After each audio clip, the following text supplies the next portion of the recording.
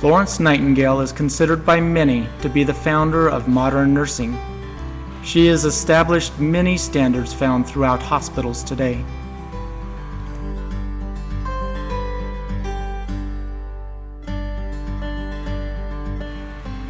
Stage 4 cancer, terminal diseases, inoperable conditions, unending life support.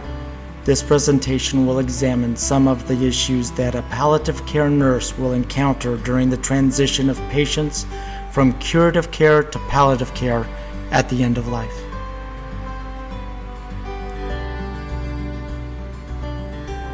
One choice is curative care. Curative care is a treatment where the desired outcome is healing. Curative care is an option even when the prognosis from physicians is death. However, curative care may not be the best choice for the patient.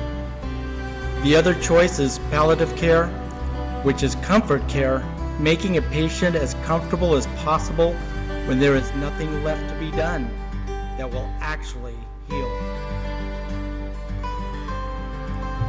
Who decides which course of action is taken? The patient, the doctors, the critical care nurse? Ironically enough, the patient, even with full cognitive ability, does not always make the decisions for end-of-life care. Physicians and hospitals have become so leery of malpractice claims and litigation that they will default to curative care if even one person in the family says, "I want everything possible done to save his life." The default to curative care will happen even if palliative care is the wisest, best choice, and even if the patient doesn't want curative care.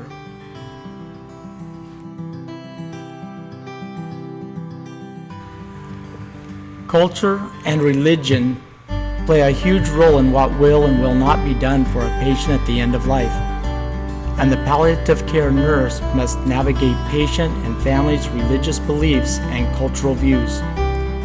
One religion may believe so strongly in the sanctity of life that it is considered murder for anything less than trying every available treatment. Another religion will not allow a patient to be given blood, or still another religion may refuse medication altogether, which could be life-sustaining. Still other religions have rituals that can even cause harm, like burning and bruising. Whatever the case, the family's religious beliefs and practices must be considered and allowed if it will not cause harm to the patient. Religious and cultural beliefs may be a determining factor as to whether curative or palliative care is chosen for end-of-life treatment. Financial status is something that can affect the choice for end-of-life care. Those in need of financial assistance can access all forms of curative care. Those who are wealthy have insurance or can cover the cost of procedures. However, some Americans find themselves in the middle with minimum health care coverage. The choice of curative care may not be possible due to the cost that hospitals would levy against the patient or the patient's estate. Therefore, the palliative care nurse needs to both understand and navigate this set of circumstances. The choice of palliative care may not have actually been a choice at all.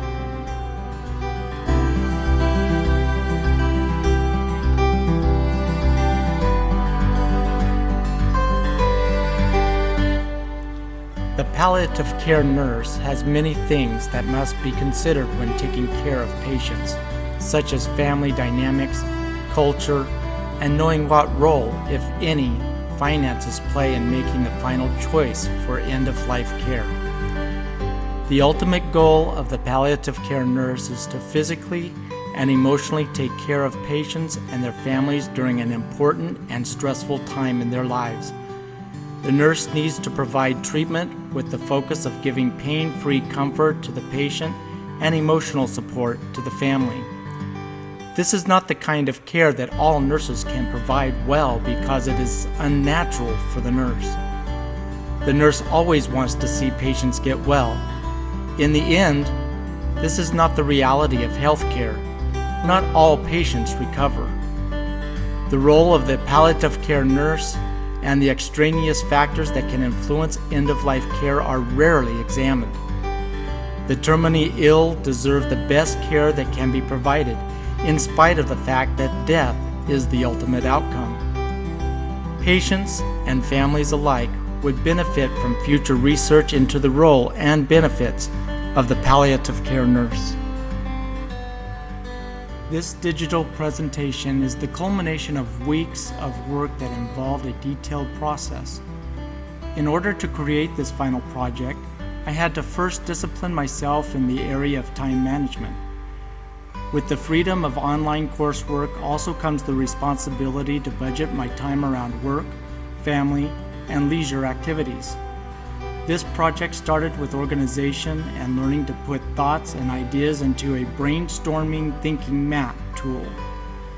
From there, I was able to refine the ideas into a more focused project. Resource tools such as the APU library and computer software such as Excel, Word, and ProShow Producer have been instrumental in creating this presentation. The use of online research tools in the APA format to cite resources were both foreign to me prior to beginning both the class and the presentation. But I now have a firm grasp of these tools that will be beneficial as I continue my coursework. The experience of taking this class and completing this final digital presentation has left me both prepared and confident for the next educational challenge.